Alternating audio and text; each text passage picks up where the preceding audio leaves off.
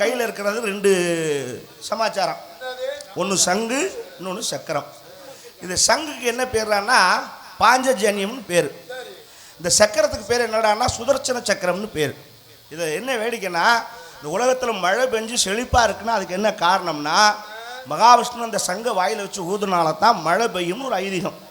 இப்போ இந்த தேவர்கள்லாம் பார்த்து என்ன செஞ்சுருக்காங்க, நாட்டில் மக்கள்கிட்ட பக்தி மார்க்கம் குறைஞ்சி போச்சு, சாமியை கும்பிட்றாங்க. இல்லை, இவங்களை ஒரு வழிக்கு கொண்டுட்டு வரணும்னா இவங்களுக்கு முதல்ல பஞ்சம் பசி பட்டினா என்னன்னு காட்டணும், அப்போ தான் சாமியை கும்பிடுவேன் அப்படின்னு. மழை பெய்யக்கூடாதுன்னு மகாவிஷ்ணுவோட போய் சொல்கிறாங்க. 12 வருஷத்துக்கு இந்த சங்கை நீங்கள் ஊதப்படாது, இவங்க உரம் பசி பஞ்சம் பட்டினி அலையணும், அப்போ தான் சாமியை நினைப்பாங்க அப்படின்னு தேவர்கள்லாம் பெருமாள்கிட்ட சொல்ல.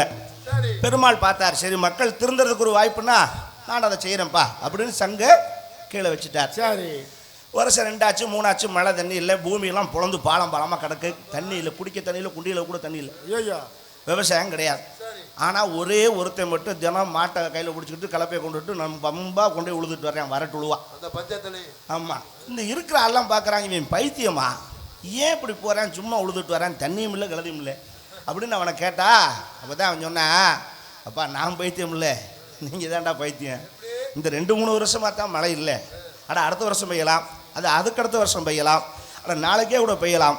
இப்படி நான் உழுகாமே விட்டுட்டேன்னா உழுகிறது எப்படிங்கிறது எனக்கு மறந்து போகும், நடந்து போகிறது எப்படின்னு மாட்டுக்கு மறந்து போகும், பூமியில் கலப்பை எப்படி பதியணும்னு கலப்பைக்கு மறந்து போகும், இரும்பும் தொழிலும் இருந்தால் கெடுமுடா, நம்ம எப்பவுமே செஞ்சுக்கிட்டு இருக்கணும்னு சொல்லி முடிக்க அடிச்சுக்கிட்டு மழை ஊற்றுது துறன்னு பார்த்தாங்க. தேவர்கள்லாம் பெருமாள்கிட்ட போயிட்டாங்க, என்ன பெருமாளை என்ன காரியம் பண்ணீங்க, 3 வருஷம் ஆகுது, இன்னும் 9 வருஷத்துக்கு நீங்கள் ஊதக்கூடாதுன்னு சொன்னோமா இல்லையா அப்படின்னு. அப்போ தான் பெருமாள் சொன்னார், அடா போங்கடா, இன்னும் 9 வருஷத்துக்கு சங்கை ஊதாமல் இருந்தால் சங்கு ஊதுறது எப்படின்னு எனக்கு மறந்து போகும், சங்குக்குள்ளேருந்து சத்தம் எப்படி வர்றதுன்னு சங்குக்கே மறந்து போகும், இதை எனக்கு சொன்னவனே ஒரு விவசாயி தான்டா.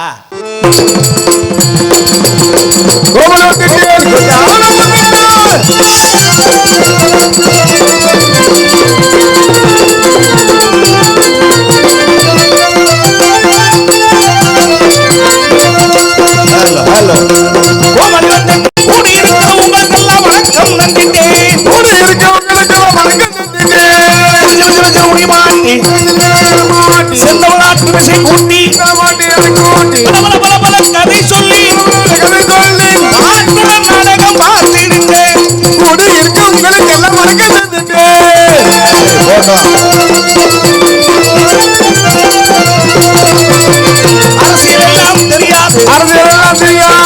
அரசியல் எல்லாம் தெரியாது, அதிலே தொடர்பு கிடையாது, நாடகம் நடிக்கிற எங்களுக்கு, நாட்டில எல்லாரும் வேணுங்க, கூடியிருக்கிற உங்களுக்கெல்லாம் வணக்கம் நன்றிங்க.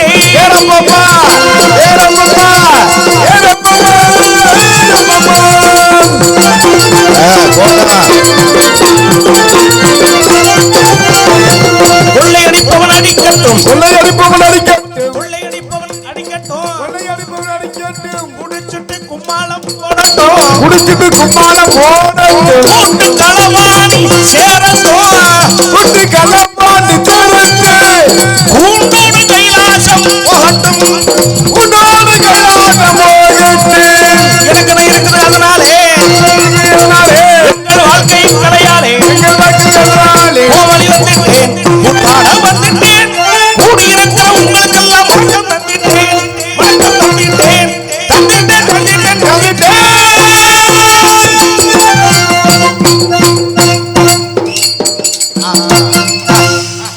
ஐயா, அன்புசால் நாடக கலாரசி பெருமக்களே, கலையின் மீது அபிமானம் கொண்டு அமர்ந்திருக்கின்ற கலாரசி பெருமக்களே, உங்கள் அனைவரும் எங்களுடைய நாடக கலைக்குழுவின் சார்பிலே மனம் கணிந்த நன்றி தெரிவித்து வருகவன அன்போடு வரவேற்கின்றோம். நன்றி நன்றிகள். வணக்கம் வணக்கம் வணக்கம், எல்லாருக்கும் வணக்கம்.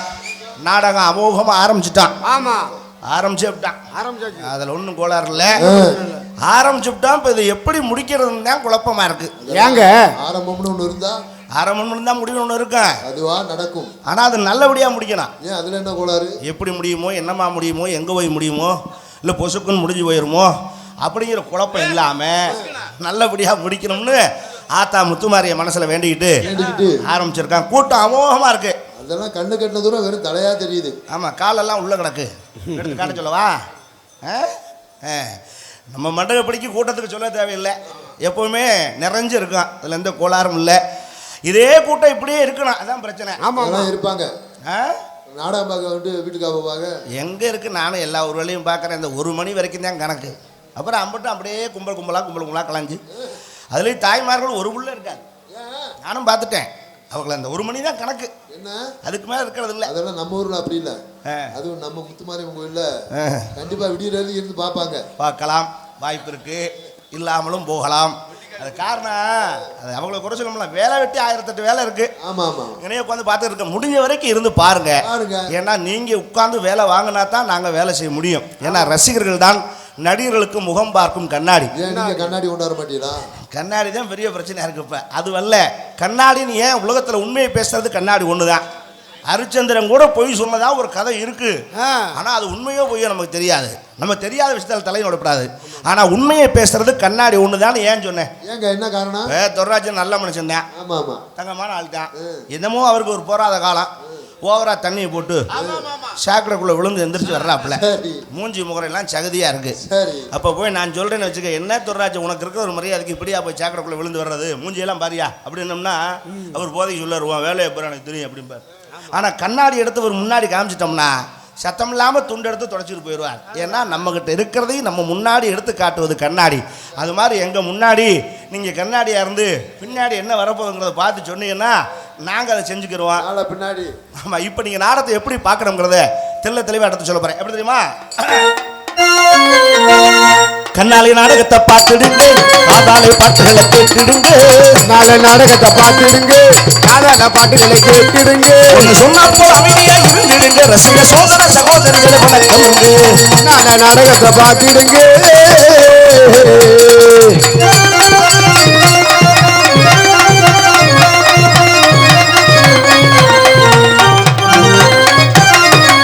பின்னால போகாதீங்க, வழி இல்லை. போகாதீங்க, போகாதீங்க, நடிகருக்கு தொந்தரவு கொடுக்காதீங்க. போகாதீங்க, நடிகருக்கு தொந்தரவு கொடுக்காதீங்க. முன்னாடி வந்த மறந்து முடியும் வரை இருந்து என்னென்ன நடக்குதுன்னு கவனியுங்க.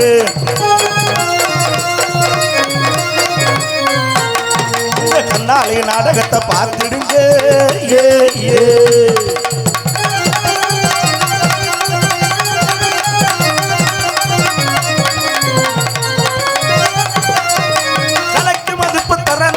நாடக அலைக்கு மதிப்பு தரணும், நாடக அலைக்கு மதிப்பு தரணும், தமிழ்நாட்டின் கௌரவத்தை காப்பாற்றணும். அலைக்கு மதிப்பு தரணும்,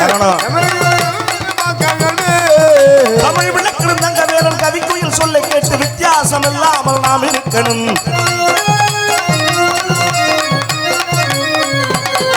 உங்க கண்ணாலே நாடகத்தை பார்த்துடுங்க, காதாலே பாட்டுகளை கேட்டுடுங்க. சொன்னா போல அமைதியா இருந்துடுங்க, ரசிக சோதர சோதரிகளை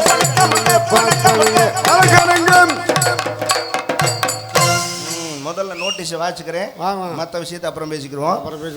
இன்றைய நமது காரைக்குடி மீனாட்சிபுரம் அருள்மிகு ஸ்ரீ முத்துமாரியம்மன் கோவிலுடைய மாசி பங்குனி திருவிழாவை முன்னிட்டு முதல் நாள் மண்டகப்படியாக இந்த சிங்கார கதகளத்திலே நமது யாதவ சமூகத்தில் நடத்தும் 41ஆம் ஆண்டு நாடகமாக இந்த வண்ண மின்னுலை கலையரங்கத்தில் நடைபெறுகின்ற நாடகம் ஸ்ரீ வள்ளி திருமணம் என்ற நாடகம் இது விமர்சையாக நடைபெறும். நண்பர்களே,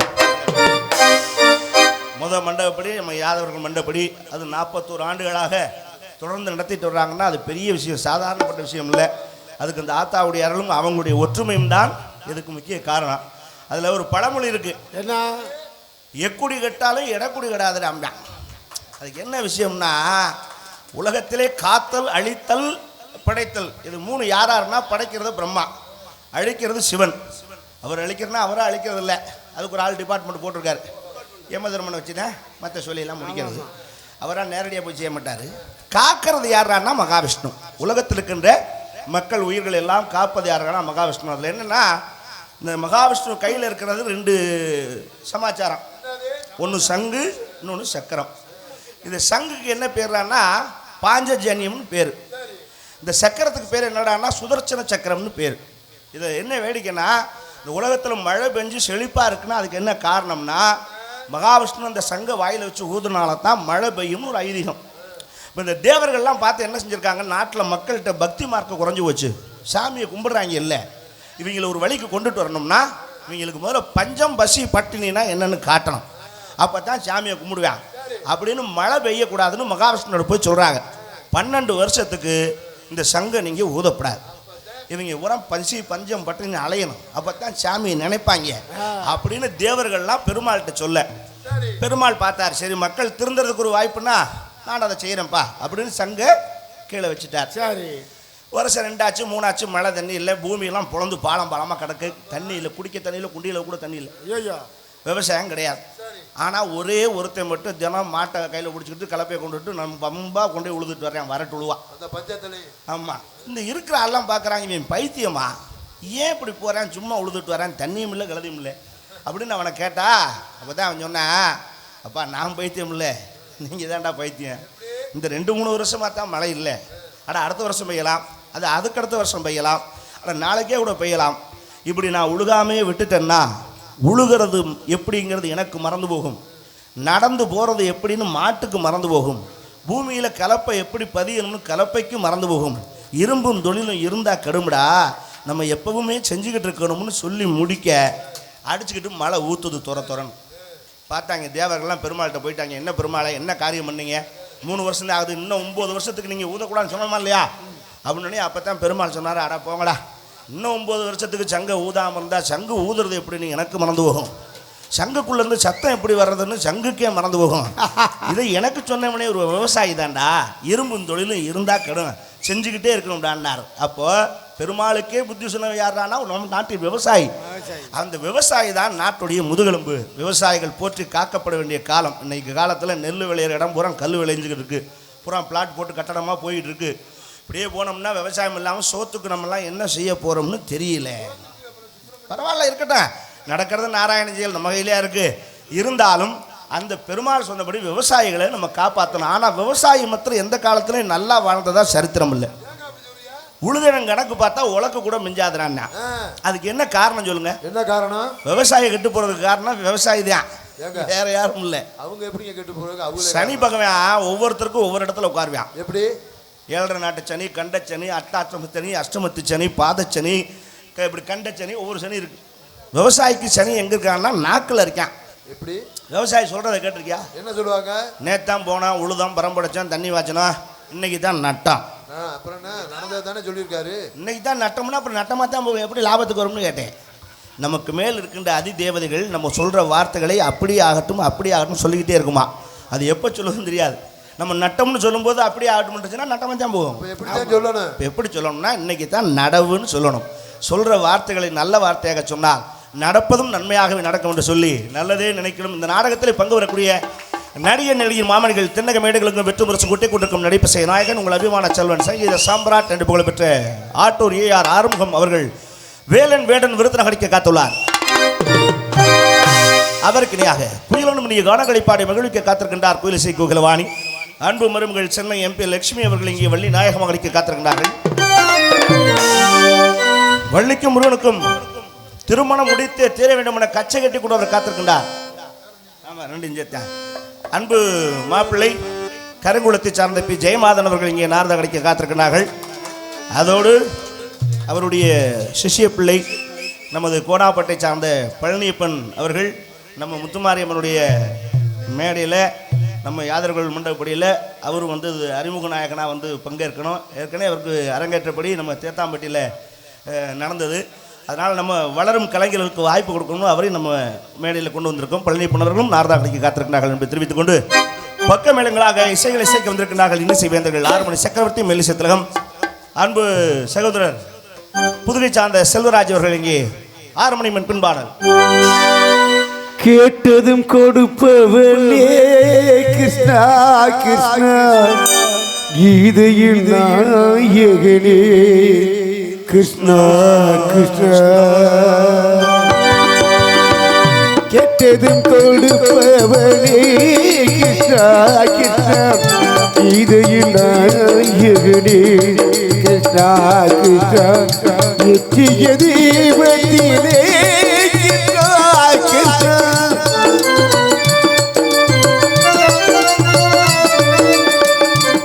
தெய்வத்திலே கிருஷ்ணா கிருஷ்ணா இணையில் மனதை வைத்து கிருஷ்ணா கிருஷ்ணா சத்தியமாலையிலே கிருஷ்ணா கிருஷ்ணா தேடி வந்து கிருஷ்ணா கிருஷ்ணா கேட்டதும் கொடுப்பவனே கிருஷ்ணா கிருஷ்ணா இலையின் நாயகனே கிருஷ்ணா கிருஷ்ணா கிருஷ்ணா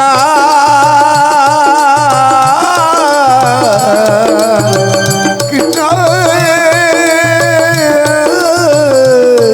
கிருஷ்ணா கிருஷ்ணா கிருஷ்ணா அருமை அருமை. நல்ல ஒரு கைதட்டுகள் கொடுத்து பாராட்டலாமே. ஏன் இப்படி தட்டாம இருக்காங்க? நானும் பாக்குறேன், என்னமோ வந்ததுல இருந்து நாடகம் பார்க்க வந்த மாதிரி வந்து உட்காந்து நாடகம் தான் பாக்குறாங்க. கராட்டம் பார்த்துட்டு இருக்காங்க. நாடகம் எப்படி பார்க்கணும்? எப்படி பார்க்கணும்? நான் கேட்கிறேன், நாடகம் எப்படி பார்க்கணும்? அதான் கேட்கறேன், எப்படி பார்க்கணும்? தெரியாம தான் கேட்கிறேன், நாடகம் எப்படி பார்க்கணும்? நக்கல் பண்றியா? அதைத்தான் கேட்கறேன், எப்படி என்ன பார்க்கணும் கேட்கறீங்களா? நாடகம் ஒரு கலகலப்பா சந்தோஷமா மகிழ்ச்சியா கை தட்டி ஆரவாரமா பார்க்கணும். கை தட்டி ஆரவாரமா பார்க்கணும் தான் நாடகம். கை தட்டுவாங்க, ஆம்பளையாளர்கள்லாம் கண்டிப்பா கை தட்டுவாங்க, அதுல மாற்றம் கிடையாது. சரி, தாய்மார்கள் தட்ட மாட்டாங்க. ஏன்? கட்டுப்பாடா? இல்ல, முதல்ல எல்லாம் தட்டிட்டு இருந்தாங்க, இப்ப கொஞ்சம் காலமா தட்டுறது. ஏன் தட்டுறது இல்ல? இங்க மட்டும் இல்ல, எல்லா ஊரையும் பார்த்துட்டேன். அவங்களுக்கு ஒரு முடிவு பண்ணிட்டாங்க தாய்மார்களா. ஆமா. எப்படி? அது காரணம், அவங்க கூட்டங்களுக்கு போய் பழகிட்டாங்க. எந்த கூட்டம்? என்ன கூட்டம்? எந்த கூட்டமா இருந்தாலும் சரிதான். சரி, தலைக்கு 300 ரூபா கணக்கு. ஆம்பளையாள்னா குவார்டர் பிரியாணி, பொம்பளையாளுக்கு 300 ரூபா பஸ் வச்சே கூட்டு போயிடுறாங்க எங்கேனாலும். ஆமாம், போயிடுவாங்க. அங்கே போய் உட்காந்து எந்த கொடியை கொடுத்தாலும் முடிச்சுக்குவாங்க கையில். எந்த கொடினாலுமா? அருணா கொடியாத்த கொடுத்தாலும் முடிச்சுக்குவாங்க. சரி, அங்கே ஆளுக்கு ஒரு சேர் போட்டு உட்காந்துருவாங்க. அங்கே என்ன பேசினாலும் கை தட்டுவாங்க. என்ன பேசினாலுமா? கோத்தாங்கம்மானு பேசினாலும் கை தட்டுவாங்க. ஏன்? அவங்களுக்கு 300 ரூபா கணக்கு, அவ்வளோதான் காசு. அது அப்படியே போய் பழகினதுனால இவங்க நாடகக்காரங்க 60,000 70,000 காசு வாங்கிட்டு போகிறாங்க. நமக்கு 200 ரூபா கொடுக்குறாங்களா? இவங்களுக்கு ஏன் நம்ம கை தட்டணும்? நாடகம் ஆட வந்தோமா, நாடகம் பார்க்க வந்தோமா, இல்லை கை தட்ட வந்தோமா அப்படிங்கிற ஒரு குறிக்கோள் இருக்காங்க. ஒன்றும் பிரச்சனை இல்லை தாய், நீ தட்டினாலும் தட்டாட்டியம் எங்களுக்கு ஒரு பிரச்சனையும் இல்லை. எங்களை பாராட்டுறதுக்காக உங்களை கை தட்ட சொல்லலை. அப்புறம் எதுக்கு? உங்கள் நன்மைக்காகத்தான். அதில் என்ன நன்மை? கை தட்டுறது ஒரு பெரிய நன்மை இருக்குது. அதாவது அறிவியல் ரீதிப்படி உள்ளங்கை ரெண்டையும் சேர்த்து அப்படி தட்டும் பொழுது இந்த ரத்த ஓட்டம் சீராகி, நரம்பு மண்டலங்கள் சீராகி, உடல் ஆரோக்கியமாக இருக்குமா. அதுக்கு தான் அந்த காலத்தில் முளைப்பாரி போட்டு சுற்றி நின்று கும்மி விட்டுறதெல்லாம் வச்சாங்க. எதுக்குன்னா அதுக்கு தான் இந்த கையை தட்டும்போது உடம்பு ஆரோக்கியமாகுமா. அதனால் யாரெல்லாம் தன் வயசில் 10 வருஷம் அதிகமாக வாழணும்னு நினைக்கிறீங்களோ கையை தட்டிக்கிறீங்க. இல்லை ஏப்பா, நான் அவங்களுக்கு தாயா சொல்லிட்டு இருக்கேன், நீங்க ஐயா அப்படி தட்டிட்டு எங்களுக்கு மட்டும் இல்லையாப்பா? எல்லாரும் வாழணும் தான். சும்மா கை தட்டினா மட்டும் 10 வருஷம் வாழ முடியாது. அப்புறம் கெட்ட வழக்கங்கள் இருக்கக்கூடாது. தண்ணி, தவளு, பீடி, சிகரெட்டு, புயல, ஹான்ஸு, குட்கா இதெல்லாம் போட்டீங்கன்னா கை தட்டினா 10 வருஷம் வரலாம் வாழ முடியாது. 10 வருஷம் கிளம்பிட வேண்டியது. தனி மனித ஒழுக்கம் இருக்குன்னு அது இருந்தால் தான் இருக்கும். மிக சிறப்பான பாடல். அவரோடு இணைந்து இங்கே நந்திக்கு ஒப்பாக மத்தளத்தை சேர்த்துக் கொண்டிருக்கிறார் மிருதங்க சக்கரவர்த்தி தாளவாத்திய விதகர் அருமை சகோதரர் முத்துக்குமார் அவர்கள், பேரையூர் முத்துக்குமார் அவர்கள். இங்கே மிருதங்கமன், டோலக்கன், தபேலா, தொப்பி.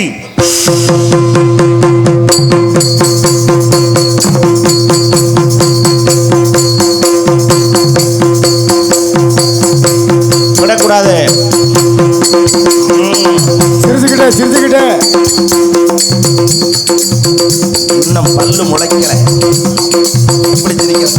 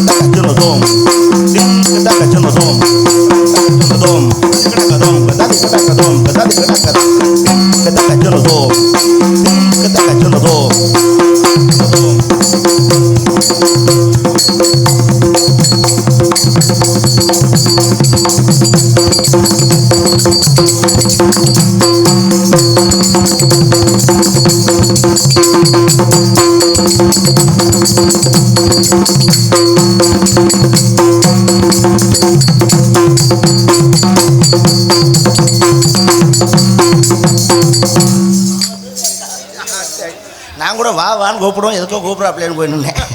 மிகச்சிறப்பான வாத்தியம். உண்மையிலேயே முத்துக்குமாருடைய கடுமையான உழைப்பு, இன்னைக்கு அவரை இந்த இடத்துல உட்கார வச்சிருக்கு. இன்னொன்று முத்துமாருடைய கிருபை அருள் யாருக்கு இருக்கோ அவங்க தான் அந்த மேடைக்கு வர முடியும். கண்டிப்பா கண்டிப்பா. அதில் என்ன பெரிய ஆச்சரியம்னா முத்துக்குமாருக்கு இருக்கிற ஒரு பிடிவாதம் தான் இந்த உயர்வு நாடகத்துறையில் அவர் கிடைச்சிருக்கு. எப்படி? எத்தனை மிருதங்கள் இருந்தாலும் நம்ம முத்துக்குமார் பேரையூர் முத்துக்குமார்னா அதுக்கு ஒரு பேர் இருக்கணும் அப்படின்னு அவருடைய அப்பா. ஆமா, பேரையூர் சின்னப்பா. சின்னப்பா அந்த ஊருக்கே அவங்க முன்னாடி. ஆமா, அவங்க அப்பத்தாவா? அப்பதா. ஆமா, பேரையூர் முத்துலட்சுமி. அப்படி பாரம்பரியம், மிகப்பெரிய ஒரு பாரம்பரியம். அந்த பிடிவாதத்துக்கு என்ன காரணம்னா, என்ன காரணம்? ஒரு சின்ன உதாரணம் உங்களுக்கு சொல்றேன். ஒரு பிச்சைக்காரன் ரோட்ல உட்காந்து பிச்சை எடுத்து இருக்கான். சரி, இப்பெல்லாம் கவனமா கேட்கணும். புது பஸ் ஸ்டாண்டா பழைய பஸ் ஸ்டாண்டா? அது இல்லையா, மன்னராட்சி காலம் இப்ப இல்ல. மன்னராட்சியில அப்ப மன்னர் பல்லக்கில் தூக்கிட்டு வர்றாங்க, நகரவலத்துக்கு வர்றாரு. அப்போ பார்த்தான் பிச்சைக்காரன், ஆஹா சாதாரண மனுஷன் பிச்சை இருக்கிற காட்டிலும் மன்னரே வர்றாருன்னா ஏதாவது வெயிட்டாக கிடைக்கும்னு மண்ணா சரி திரைச்சலை விளக்கிட்டு என்ன அப்படின்னாரு. பார்த்தா பிச்சைக்காரன், நம்மளை கூப்பிட்டாங்க அப்படின்னு நமக்குன்னு பைக்குள் வந்து செம்பு காசு இருக்குல்ல, அப்போ செம்பு காசு, அந்த செம்பு காசு எடுத்து இந்தா பிடிச்சிக்கோ அப்படின்னு போட்டார்ல. அதை கரெக்டாக பிடிக்கல, அவன் விட்டுட்டான். ஏன் என்னாச்சுன்னா அவன் பிச்சை எடுக்கிறானால கிரிக்கெட் விளையாடுறானா, கரெக்டாக பிடிக்க விட்டுட்டான். காசு போய் சாக்கடைக்குள்ளே விழுந்துருச்சு. மன்னர் கொடுத்த காசு சாக்கடைக்குள்ளே விழுந்துருச்சேன்னு படக்குன்னு கையை சாக்கடைக்குள்ளே விட்டான். மன்னருக்கு மன வருத்தமாயிருச்சு. நம்மளால ஒருத்தன் சாக்கடைக்குள்ளே கை விடுறதான், கை விடாது போயிட்டு போது விடு, செம்பு காசு தான் அப்படின்னு லவக்குன்னு இன்னொரு வெள்ளி காசு எடுத்து இந்தாப்பா அப்படின்னு கொடுத்தாரு. சரி, அந்த வெள்ளி காசு இந்த கையில் வாங்கிட்டு லவக்குன்னு இந்த கையை மறுபடியும் சாக்கடைக்குள்ளே விட்டான். என்னடா இவன் வெள்ளியை கொடுக்குறேன், அதை விடு விடு செம்பு. டேய் நான் சொல்கிறேன் கேளு, அது போனால் தொலைது விடு, செம்புதான் இந்தா அப்படின்னு ஒரு தங்க காசு எடுத்து கொடுக்குறாரு. மறுபடியும் அதையும் கையில் வாங்கிட்டு மறுபடியும் சாக்கடைக்குள்ளே கையை விட்டான். மன்னர் பார்த்தாரு, இவன் கேட்க மாட்டான், சாக்கடைக்குள்ளே கை விடுறத விட மாட்டான், இவனை எப்படியாவது தடுக்கணும்னு இறங்கி கீழே வந்தார். பல்லக்க விட்டு இறங்குறான். சரி, இறங்கி வந்து, டேய் நான் ஆள்ற ராஜ்யத்தில் பாதியை உன் பேரில் எழுதி வைக்கிறேன், உனக்கு முடிச்சு விட்டு வைக்கிறேன், நீ ராஜா வைக்கடான்னார். சபாஷ். அப்போ என்ன கேட்டான் தெரியுமா பிச்சைக்காரன்? என்ன கேட்டான்? ராஜா நாட்டை ரெண்டாக பிரிக்கிறீங்களே, அதில் சாக்கடை என் பக்கம் வருமா இல்லை உங்கள் பக்கம் வருமானு கேட்டான். ஏன்? அவனை பொறுத்தவரை அந்த சாக்கடைக்குள்ள இருக்க காசை எடுக்கணுங்கிற பிடிவாதம், அந்த பிடிவாதம் இருந்ததால் தான் பிச்சைக்காரனாக இருந்தவன் நாட்டுக்கு ராஜாவாக மாறினான். அந்த பிடிவாதம் தான் இன்னைக்கு முத்துக்குமார் இந்த உயரத்தில் கொண்டு வந்து வச்சிருக்கு. பிடிவாதம் இருந்ததுனால வெளிநாட்டில் நல்ல சம்பாத்தியம் இருந்தாலும் அதை வேண்டாம்னு எழுதி கொடுத்துட்டு மறுபடியும் கூத்தாடியே தீர்வேன், நான் தலைகளாத்தான் குதிப்பேன் இங்கே வந்து நிற்கும் போது அதுக்கு என்ன செய்ய முடியும்? அவருடைய இணை நீங்க ஆல்ரவுண்ட் சக்கரவர்த்தி பலவாத்திய புகழ் நமக்கு அருகாமையில் இருக்கின்ற ஆத்தங்குடி பெங்களூர், பெங்களூர்லேருந்து வருவாங்க நீங்கள் கொடுக்குற சம்பளத்துக்கு. பெங்களூர் கர்நாடகாவில் வந்து வருவாங்கல்ல, பெங்களூர் நம்ம ஆத்தங்குடி பெங்களூர், பெங்களூரை சார்ந்த ஆர்.எம். துரைராஜ் அவர்கள் இங்கே ஆல்ரவுண்ட் சேர்த்து உங்களை எல்லாம் மகிழ்ச்சி காத்திருக்கிறார்.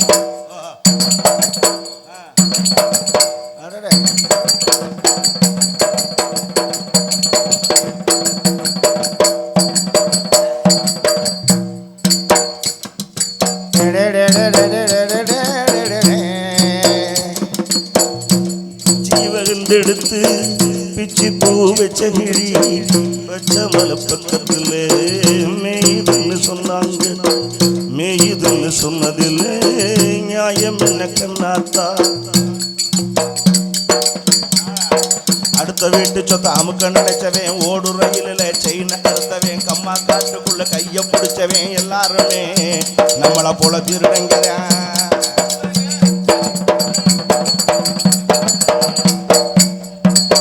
145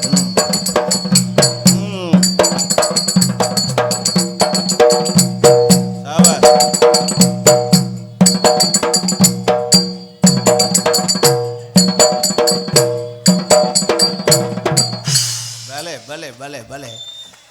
அமைப்பாளர்னா தலைக்கு மேலே ஒரு லைட்டு போட்டு தான் உட்காருவீங்களோ? என்ன ஆச்சரியம் பாருங்க. அவர் அமைப்பா, அதனால் அவருக்கு தனியாக ஒரு லைட் போட்டு அப்படி விட என்ன கெத்தா ரைட்டு, பரவாயில்ல இருக்கட்டும். அருமையான வாசிப்பு. எனக்கிட்ட துறையிட்ட பிடிச்ச ஒரு விஷயம் என்னென்னா, மனிதர்கள்லேயே பலவிதமான மனிதர்கள். சில பேர்த்த பார்த்தா அவனுக்கிட்ட சிங்கத்துக்கு அப்படிம்பாங்க இல்லையா. சில பேர் நல்லா உழைக்கிறவனை பார்த்தா மாறு மாறு உழைக்கிறாய் அம்மா. ஒவ்வொருத்தரும் விசுவாசமாக இருந்தாலும் நாய் மாறிடா அவன் நன்றி உள்ளவன்டா அப்படிம்பாங்க. ஒவ்வொன்றுக்கும் ஒவ்வொரு தினசு. இதில் நரி மாறின்னு சொல்கிறது யாரை சொல்லுவான்னா, தந்திரமாக இருக்கான் பாருங்க, யார்கிட்டையும் சிக்காமல் எந்த பிரச்சனையும் மாட்டிக்கிறாமல் நைஸாக போகிறவனை தான் நரி மாறின்னுமா. அப்படி நரி மாறி இருக்கிறவனுக்கு என்ன ஒரு வித்தியாசம் தெரியுமா உனக்கு? காட்டுக்கு ராஜா யாரு? சிங்கம். சிங்கம் தான் ராஜா. சிங்கம் தான் காட்டுக்கு ராஜா. இதில் வேட்டையாடுறது ஆண் சிங்கம் வேட்டையாடுமா பெண் சிங்கம் வேட்டையாடுமா? பெண் சிங்கம் தான் வேட்டையாடும். ஆண் சிங்கம் சோம்பேறி, அவங்க கெத்த கோய்க்குள்ளே இருப்பாங்களே தவிர அவங்க வேலைக்கு போக மாட்டாங்க. பொம்பளை சிங்கம் தான் போய் வேட்டையாடி அடிச்சு கொண்டு வந்து மானு மயிர் மட்டன் கொண்டு வந்து போடு. இவங்க சவுடாலாம் 100 நாள் வேலைக்கு போய் சம்பளம் சவுடாலாம் உட்காந்து தின்னு விட்டு மிச்சத்தை போட்டுறாங்க. அதைத்தான் அந்த பெண் சிங்கம் திங்கணும். இது வந்து அவங்களுக்குள்ள கட்டுப்பாடு. என்ன பண்ணிருக்கு சிங்கம், இப்போ கோயக்குள்ளே இருந்துக்கிட்டு தினம் கொண்டு வந்து கொடுக்குற அந்த மாமிசங்களை பூரா தின்னு மிச்சத்தை பூரா அங்கே அப்படியே போட்டு வச்சிருச்சு. சரி, ஒரு வாரம் 10 நாள் ஆனோடனே இது பூரா வீச்சம் கவிச்சு எடுக்க ஆரம்பிச்சிருச்சு. குகைக்குள்ளே சிங்கத்தினாலே உட்கார முடியல. வாடை என்ன இப்படி நம்ம குகைக்குள்ளே இவ்வளோ வாடை அடிக்குதே அப்படின்னு நமக்கு தான் அப்படி அடிக்குதா இல்லை வேறு யாருக்கும் தெரியுதான்னு பார்ப்போம்னு சிங்கம் குகையை விட்டு வெளியே வந்து அப்படியே பார்த்துச்சு. ஒரு புலி வருது அங்கேருந்து. புலி இங்கே வா.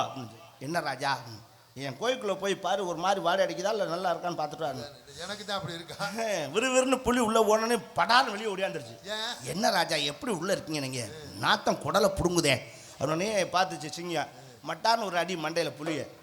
என் கோயிலுக்குள்ளே நாறுதுன்னு என்கிட்டயே வந்து சொல்கிறியா, உனக்கு எவ்வளோ ஏத்தம் போ அப்படின்னே மண்டையில் அடி வாங்கினதோட புலி போயிட்டு இருக்கு. எதுக்கு யானை ஒன்று வந்துக்கிட்டு இருக்கு. இது யானை விசாரிக்குது புலிகிட்ட, என்ன விஷயம் இந்த மாதிரி மேட்ரு அப்படின்னே ஐயா அப்படின்ட்டு.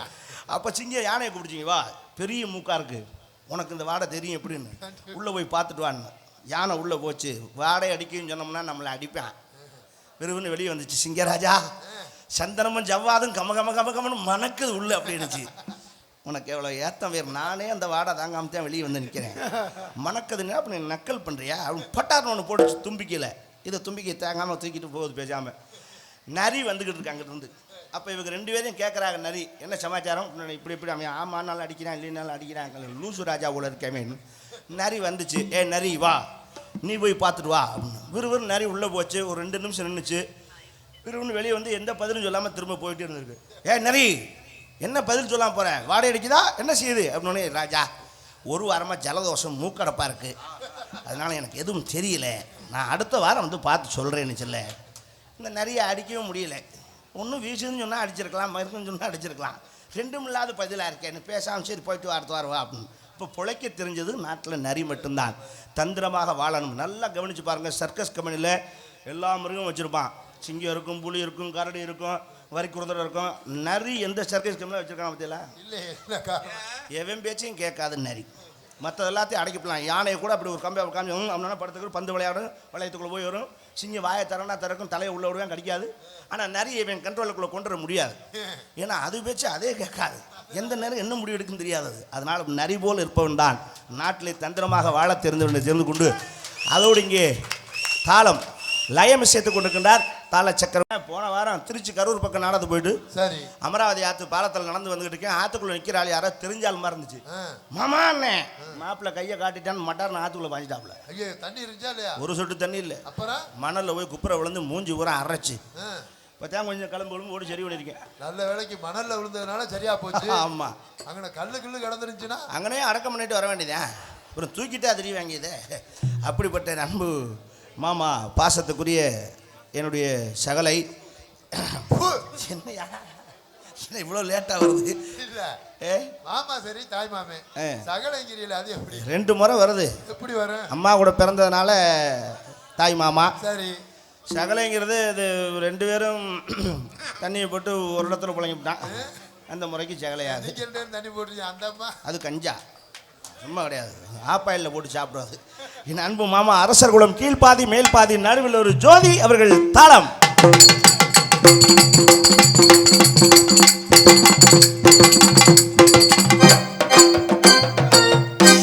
சிறப்பு. அதற்கு அடுத்தபடியாக இங்கே பபுனாக நடித்தவங்களை எல்லாம் மகிழ்க்க காத்திருக்கின்றேன். உங்கள் அன்பன் உங்கள் வீட்டு பிள்ளை உங்கள் அன்பையும் ஆதரவையும் என்ன நம்பர் காத்து கொண்டிருக்கும் ஆர்பி அரியர் நாங்கள் நான் பப்புன் காமிக்கு பொம்பளை வயசு அவ்வையாரு கலதை குதிரை அம்பிட்டு நம்ம தான் அடைச்சா நாடகம் முடிகிறது இருந்து பாருங்க. ஏன்னா வண்டியல் நாடகத்துல அவ்வையாரெல்லாம் வருவாங்க நடக்கிற நாடகத்துல அவ்வையாரை பார்க்கணும்னா இருந்தா பார்க்கலாம், இல்லைன்னா அந்த மாதிரி அது வாட்டுக்கு 2 வீலர் எடுத்துட்டு பர்மா காலனி கிளம்பிடும்.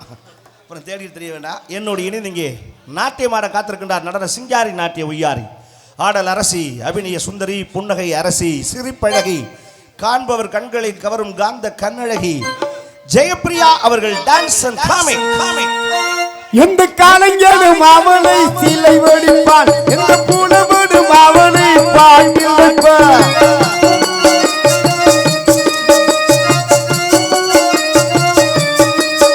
எந்த காலைஞனும் அவனை சிலை வடிப்பான், எந்த புலவனும் அவனை பாட்டி வைப்பான். இயற்கையின் அவள் மேல் காதல்களும் அவள் இணைவாளே என் காதல்களும். நான் பார்த்ததிலே அவள் ஒரு நல்ல அழகி என்று நல்ல அழகி. கேட்டதிலே அவள் வார்த்தையிட்டால் ஒரு கவிதை என்பேன் ஒரு கவிதை. நான் பார்த்ததிலே அவள் ஒருத்தித்தால் நல்ல அழகி என்பே நல்ல அழகி என்பே. செல்வராஜ் வாய்ஸே ஒரு வாய்ஸ் தாயா. ஏன்னா செல்வராஜ் வந்தால் எக்கோலாம் போட வேண்டியதில்லை, ஆட்டோமேட்டிக்காக வாய்ஸே ஒரு எக்கோ இருக்குது, வைப்ரேஷன். ஏன்னா நீ அந்த வைப்ரேஷன் கிடைக்கும். நான் பார்த்ததிலே சரியா அவள் ஒருத்தியை அந்த வாய்ஸ்லேயே அந்த வைப்ரேஷன் கிடைக்கும், எல்லாரும் கிடைக்காது. ஆண்டவன் கொடுத்த வரப்பிரசாதம். வாழ்க வாழ்க வாழ்த்துக்கள். மேலும் இந்த நாடகத்தில் சிறந்த ஒரு முறையிலே ஒலிவிற்கு அமைத்து பெருமைப்படுத்திக் கொண்டிருக்கின்றார்கள். ஒலி அண்ட் ஒளி அமைப்பு நவீன மைக் செட் அமைப்பு நாராயணா ஆடியோஸ் காரைக்குடி. கொடுங்க தலைவரே. சிறப்பான பாடல். அப்படி பேர் சொன்னோடனே சாமி பாட்டு போடணும். அப்படி போட்டால் தான் அந்த மைக் செட்டுக்கு ஒரு கிரிப்பு, ஒரு கௌரவம். இப்போ உள்ள சின்ன பிள்ளைய கூட குண்டக்க மண்டக்கு பார்த்து குட்டு பாட்டாக போடுறாங்க, ஒன்றும் சொல்ல முடியல. அன்றைக்கெல்லாம் ஒரு பாட்டு போட்டால் ஒரு பையன் அது என்ன பாட்டு என்ன அர்த்தம்னு இப்போ வரைக்கும் என்னால் கண்டுபிடிக்க முடியல. நான் பெரும்பகுதி நான் படிக்கிற காலத்துலேருந்து எந்த பாட்டு எந்த வசனம்னாலும் அது அர்த்தம் தெரிஞ்சு படிப்பேன், அப்போ தான் அது மனசில் ஆகும் சீக்கிரம். ஆனால் நானே அதுக்கு அர்த்தம் கண்டுபிடிக்க முடியல. பாட்டு என்னமோ போட்டேன் அன்றைக்கி, தங்கச்சங்கிலி நான் தாரேன் தம்மா துண்டு நீ தாரியா அப்படின்னு கேட்குறேன். அது தம்மா துண்டு என்னன்னு இது வரைக்கும் யோசிச்சு பார்க்குறேன். தங்கச்சங்கிலி கொடுக்குற அளவுக்கு வேல்யூ சொன்னால் அது என்னன்னு தெரியல. ஆமாம், 1,20,000 போயிடுச்சு. இப்படிதான் போடுறான் பாட்டு. தங்கத்தே கொடுக்குறான்னா இப்போ அந்த காட்டில் ஏதோ வேல்யூஸ்னால தான் இருக்கும், கண்டுபிடிக்கணும். இது டிக்ஷனரி எடுத்து படித்து பார்க்குறேன். மிக சிறப்பான ஒலிபெருக்கி சூப்பர் லைட் அமைப்பு GS லைட் ஹவுஸ் காரைக்குடி என்பதை மேலோடு தெரிவித்துக் கொண்டு நாடகத்தை அமைத்து கொடுத்த பெருமைக்குரியவர் நாடக அமைப்பாளர் MJF லைன் பாப்பாத்தி M கணேசன் அண்ணார் அவர்கள் காரைக்குடி சார்ந்த அன்புலம் அவர்கள் நாடகத்தை அமைத்திருக்கிறார்கள். அந்த நாடகம் மாத்திரமில்லை, எந்த நாடகங்களாக இருந்தாலும் எங்கள் அன்பு சகோதரர் துரைராஜ் அவர்களுடைய உதவியோடு சிறப்பாக நடத்தி கொடுப்போம் என்பதை மேலோடு தெரிவித்துக் கொண்டு அடுத்து இந்த நாடகத்தை காண வந்திருக்கிற உங்கள் அனைவரும் வருக வருகவென அன்போடு வரவேற்கின்றார்கள். விழா குழுவினர் யாதவ சமூகத்தினர் காரைக்குடி வட்டாரம் என்பதை தெரிவித்துக் கொண்டு சாப்பாடு மெயின் ஐட்டம் அதான் சொல்லணும். ஏன்னா மனுஷன் சம்பாதிக்கிறது ஒரு வயிற்றுக்கு தான். அந்த சாப்பாடு போட்டவங்க வாழ்க்கையில் வாயு வாழ்த்தலைனாலும் வயிறு வாழ்த்துமா. அதுலேயும் நமக்கு வேணுங்கிற அளவுக்கு என்ன வேணாலும் கடையில் சாப்பிட்டுங்க. சைவ சாப்பாடுனா நல்லா பண்ணியிருந்தா. ஆமாம், ஏன்னா நம்ம ஆமாம் சைவம் சாப்பாடு அசைவமா நான் சாப்பிட மாட்டேன், காப்பு கட்டி இல்லையா, அதனால் தப்பு இல்லை. எதுவானாலும் சரிதான், சாப்பாடு போடணும். இது இதில் பெரிய விஷயம் என்னென்னா, நீங்கள் இப்படி செலவு பண்ணி வருஷம் சாமி கும்பிட்றது, நாடகம் வைக்கிறது, 1,00,000 பேருக்கு அன்னதானம் போடுறது, இதெல்லாம் உங்களுக்கு புண்ணியம்தான். அதை காட்டும் நீங்கள் செய்கிற பெரிய புண்ணியம் என்னென்னா, உங்களுக்கே தெரியாமல் செஞ்சுக்கிட்டு இருக்கீங்க. 10 நாடகக்காரனுக்கு சோறு போடுறதுக்கே அது மிகப்பெரிய புண்ணியம். உங்களுக்கு 3 தலைமுறைக்கு புண்ணியம் சேருமா. ஏன்னா மேடையில் நாடக கலைஞர் மேடையில் நின்று இந்த அரிதாரத்தை பொசி நீங்கள் நல்லா இருக்கட்டுமையா, அந்த ஊர் செழிக்குமையா, நாடு செழிக்குமையா, உங்கள் எல்லாரும் குல விருத்தி ஆகுமையா அப்படின்னு பாராட்டி சொன்னார்னா அது பலிக்குமா. அதுக்காக நாங்கள் மந்திரவாதியெல்லாம் கிடையாது, ஒரு வாக்கு பலித முன்னோர்களுடைய வாக்கு. இந்த அரிதாரம்னா எந்த பவுடரை தான் அரிதாரம்னு சொல்கிறது. ஹரி என்றால் மகாவிஷ்ணு, தாரம் என்றால் ஒய்ப்பு மனைவி பொண்டாட்டி. ஆமாம், அதான் அது யாருன்னா மகாலட்சுமி. லட்சுமியை முகத்தில் வச்சுக்கிட்டு இந்த வார்த்தைகள் எது சொன்னாலும் இது பலிதமாகுமா. இன்னும் சுருக்கமாக சொல்லணும்னா, நாடகக்காரனுக்கு சாப்பாடு போடுறது கடவுளுக்கு சாப்பாடு போட்டது மாதிரி. சபா சரியா சொன்னீங்க. ஒரு கோவில் கட்டுற புண்ணியம். ஆமாம், உபாசம் பண்ணுறது புண்ணியண்ணே. அதை விட ஒரு மண்டலாபிஷேகம் பண்ற புண்ணியம் 10,000 பேருக்கு அன்னதானம் போடுறது அருமையான புண்ணியம். இதெல்லாம் காட்டிலும் பெரிய புண்ணியம். நாடகக்கார 10 பேருக்கு சாப்பாடு போடுறது இருக்கே, அதுதான் பெரிய புண்ணியம். என்ன காரணம்? நாடகக்கார 10 பேருக்கு சாப்பாடு போடுவோம், 10 பரதேசிக்கு போற மாதிரி.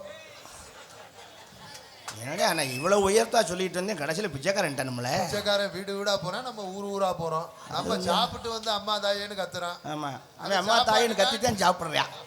என்ன அவன் கிழிஞ்ச சட்டை போட்டிருக்கேன், நம்ம நல்ல சட்டை போட்டிருக்கான், அவ்வளோதான். நீ கொஞ்சம் சிக்கு போட்டிருக்கேன், அவ்வளோதான் பிரச்சனை. நம்மளும் பிச்சைக்காரங்களாலும் ஒன்று தான், தப்பு இல்லை. ஏன் பிச்சைக்காரன் சொல்கிறத நான் கௌரவமாக எடுத்துக்கிறேன்னா, இப்போ நீங்கள் புண்ணியத்தை சேர்க்கணும்னா தர்மம் பண்ணணும்.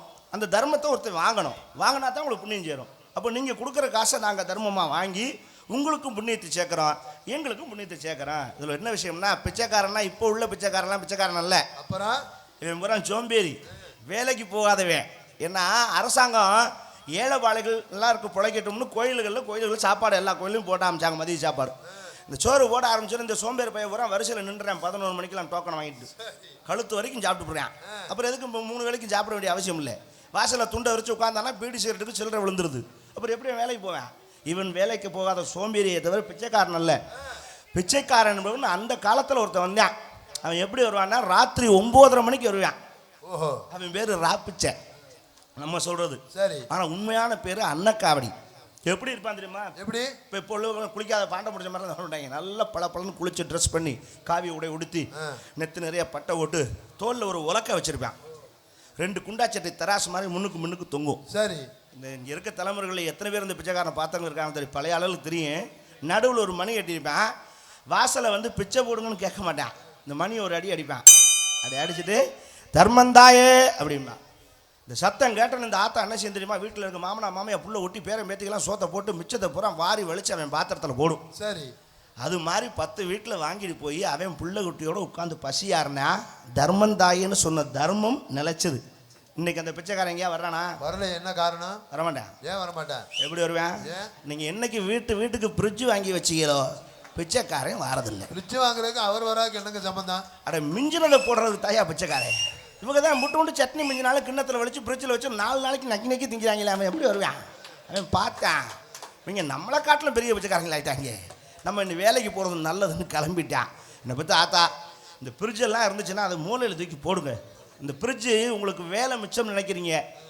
மாவாட்டி 1 வாரத்துக்கு ஃப்ரிட்ஜுக்குள்ளே வச்சுக்கிட்டு புருஷனுக்கும் பிள்ளைக்கும் இட்லி சுட்டு போடுறோங்கிற பேரில் விஷத்தை கொடுத்துக்கிட்டு சொல்கிறீங்க. மாவுங்கிறது முதல் நாள் சாயங்காலம் ஆட்டி நைட்டு கரைச்சி புளிக்க வச்சுட்டு காலையில் டிஃபன் பண்ணணும், அவ்வளோதான். அதோட தலையெழுத்து அவ்வளோதான். நீங்கள் 1 வாரத்துக்கு உள்ளே வச்சுருக்கீங்க. ஃப்ரிட்ஜை திறந்தா கழனிப்பான வாடை வருது ஃப்ரிட்ஜே. அதை தின்னா அப்புறம் வகுறு என்ன செப்டிக் டேங்க் மாற்றேன். அப்புறம் டர்ரு புருன்னு வேட்டியை கழிக்க டவுசர் கழிக்க அப்புறம் அப்படித்தான் இருக்கும். தயவு செய்து அதெல்லாம் தூக்கி கடாசுங்க. அதோட உங்களுக்கு ஒரு அன்பான வேண்டுகோள், இந்த தெருவில் காய்கறி விற்றுட்டு வர்றவங்க கீரை விற்றுட்டு வர்றவங்க கிட்டலாம் பேரம் பேசாதீங்க. கட்டி 20 ரூபானா கொடுத்து வாங்குங்க. பீஸாவையும் பர்கரையும் ஆன்லைனில் ஆர்டர் பண்ணி 500 ரூபான்னு கொடுக்குறீங்க. நம்ம விவசாயம் பண்ணி கொண்டு வந்து அந்த கீரை கட்டுக்கு ஒரு 20 ரூபா கொடுத்தா தான் என்ன கேடு? இந்த பழக்கம் எனக்கே இருந்துச்சு. உங்களுக்குமா? இந்த விலையை குறைச்சி வாங்கலைன்னா நமக்கு நிம்மதி இருக்காது. ஓ எப்படி? 50 ரூபாய் நானா 20 ரூபான்னு கொடு அப்படின்னு கேட்டால் தான் நிம்மதி. அவனும் தெரிஞ்சுதான் 20 ரூபா பொருள் 50 ரூபான்னு சொல்லுவேன். எப்படி 20 ரூபாய்க்கு தான் வருவான்னு தெரியும். இது என்ன வேடிக்கை, நம்ம டெய்லி நாடகம் முடிச்சுட்டு கிளம்பி வீட்டுக்கு போகும்போது பிள்ளைகளுக்கு நான் தான் தங்கிருக்கு வாங்கிட்டு போவேன். ஆமாம். நம்ம பெரியார் சிலைகிட்ட ஒரு ஆப்பிள் வண்டி போட்டு தான் தெரியுமா ஒருத்தன்? ஆமாம். நம்ம ஃப்ரெண்டு தான் அவன் போட்டு என்ன செய்யணும், மைக் செட்டு போட்டு வியாபாரம் பண்ணி அதில் மாவாப்பிள் 100 ரூபா மாவாப்பிள் 100 ரூபா மாவாப்பிள் 100 ரூபான்னு விற்றுட்டு இருந்தேன். சரி. எனக்கு டக்குன்னு மூளைக்கு ஒரு அடி அடிச்சுது. எப்படி? ஒரு கல்லில் 2 மாங்காய். ஆப்பிள் மாவு 2மே 100 ரூபாய்க்கு தான் கொடுக்குறேன். மாவை பொண்டாட்டிட்டு கொடுத்தோம்னா தோசை ஊற்றிக்கிடுவா, பிள்ளைகிட்ட ஆப்பிளை கொடுத்தா தின்னுக்குருங்க அப்படின்னு விறுவிறுன்னு போய், தம்பி ஆப்பிள் இங்கே இருக்குது, மாவு பாக்கெட் எங்கே அப்படின்னே. மாவு பாக்கெட்டா என்னதுன்னு? நீ தானடா மாவு ஆப்பிள் 100 ரூபான்னு போயால் லூஸ் நல்லா வந்து எனக்கு அப்படியா கேட்டேன். மாவு மாறு இருக்கும் ஆப்பிள் அப்படின்னா. அப்படி கேட்டுக்கிட்டு இருக்கேன். ஒரு பிச்சைக்காரன் வந்து என்னை சொல்கிறேன், தர்மஞ்சாமி அப்படின்னா. கொஞ்சம் பொறு, வியாபாரத்தை முடிச்சுட்டு உனக்கு போடுறேன். இப்போ கேட்ட எவ்வளோ விடாண்ணே? கிலோ 100 ரூபாண்ணே. நல்லா கவனமாக கேட்குறேன். நான் 50 ரூபான்னு கொடுப்பேன்னு பைய எடுத்துக்கிட்டு பின்னாடி அந்த சந்துக்கு வா, ஒரு வண்டி நிற்கிது, அள்ளிட்டு போனேன். பின்னாடி போய் பார்க்குறோம் குப்பை வண்டி நிற்கிது. அங்கே அவன் எவ்வளோ ஏற்ற மாரி உனக்கு கொடுக்க மாட்டேன்னா கொடுக்க மாட்டேன்னு சொல்ல வேண்டியதானே. திரும்ப வந்து என்னோட லொல்லாடா உனக்கு போயிருக்கேன் பையன் எனக்கு ஒன்றுதா.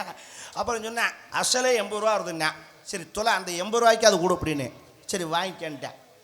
1 கிலோ ஆப்பில் கேரி பையில் போட்டு கொடுக்குறேன். 100 ரூபாய் அவன்கிட்ட கொடுக்குறேன். மிச்சம் 20 ரூபாய் என் கையில் கொடுக்குறேன். நல்லா கவனித்து கேட்கணும். இந்த பிச்சைக்காரன் அவ்வளோ நேரம் தர்மம் சார்னவன் இந்த 20 ரூபாய் நான் கையில் வாங்கணும்னு டைலாக்கை மாற்றிட்டேன். எப்படி? பசியாக இருக்குது சார் 4 இட்லி வாங்கி கொடுங்க அப்படின்னா. எப்படி பசி வந்துச்சு? இந்த 20 ரூபாய் கணக்கு பண்ணுறான். சரி தொலைகிறான், பசிக்குதுன்னு கேட்டானேன்னு தட்டில் 20 ரூபாய் போட்டேன். இப்போ தான் நீங்கள் கவனிக்கணும். என்ன 20 ரூபாய் அவன் தட்டில் ஓட்டுன்னு ஆப்பிள் வண்டிக்காரன் நீ பார்த்து நக்கலாக அவர் சிரிச்சிருச்சான். அப்படின்னா எதுக்கு என்ன கேள்வி பண்ணுற? உங்கள்கிட்ட 20 ரூபாய் குறைச்சி அவன்கிட்ட போட்டேன்னா உங்கள்கிட்ட பண்ணது வியாபாரம், அவனுக்கு பண்ணது தர்மம்னு. போங்க தர்ம பிரபு போங்க அப்படின்னா. என்னடா நக்கல் பண்ணுற அப்படின்னா அப்போ தான் அவன் விளக்கத்தை சொல்கிறான்.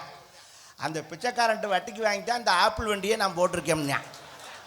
அப்போ தான் தெரியுது அவன் 3 பேங்கில் அக்கௌண்ட் வச்சுருக்கான். இப்போ நான் பண்ணது தர்மமா கர்மம்? தர்மம் என்பது உண்மையிலேயே இயலாதவனுக்கு உழைக்க முடியாதவனுக்கு செய்கிறது தான் தர்மம். பாத்திரம் இருந்து பிச்சை எடு, கோத்திரம் இருந்து பெண்ணை கூடுறான்னா. இப்போ ஒயின் ஷாப் வாசல்னு போகிற வரன்ட்லாம் 10 ரூபா கொடுங்க சார் 10 ரூபா கொடுங்க சார் வாங்கி கட்டிங்க போகிறானே, அவனுக்கு கொடுத்தோம்னா அது தர்மம் அல்ல, அது கர்மம். இப்போ 10 ரூபா ஸ்டிக்கரை கேட்குறாங்க. என்னமோ கடைக்கு போகிறவன் உனக்கு தான் தெரியும், நமக்கு அதுக்கு சம்மந்தம் இல்லை. இனிமேல் தெரியும். இப்படியெல்லாம் இருக்கா? இருக்கட்டும்யா. மீண்டும் அடுத்த காட்சி உங்களை சிந்திக்க ஒரு பிரியா விடைபெறுகிற நன்றி. வணக்கம் வணக்கம் வணக்கம். எல்லோருமே நல்லா இருக்கணும். நமது நாட்டில் எங்கு சொல்லும் பொங்கி வழியா, எல்லோருமே நல்லா இருக்கணும். இந்த நாட்டில் எங்கு தர்மம் பொங்கி வழியது. கல்லாதவங்க கத்தவங்க பணம் இல்லாதவங்க இருப்பவங்க, கல்லாதவங்க